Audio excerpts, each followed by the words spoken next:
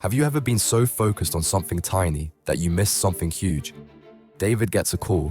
His brother's been in a car accident, needs emergency surgery. He promises to rush to the hospital, but first notices his kitchen clock is 2 minutes slow. Just needs to fix this one thing quickly.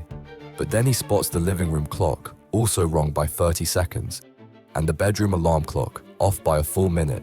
His brain locks onto one mission: perfect synchronization. He downloads atomic time apps, measures millisecond differences, researches precision timekeeping.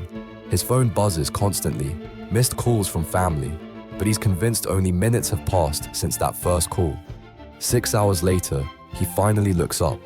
The surgery is over, his brother is stable, and his family can't understand where he was.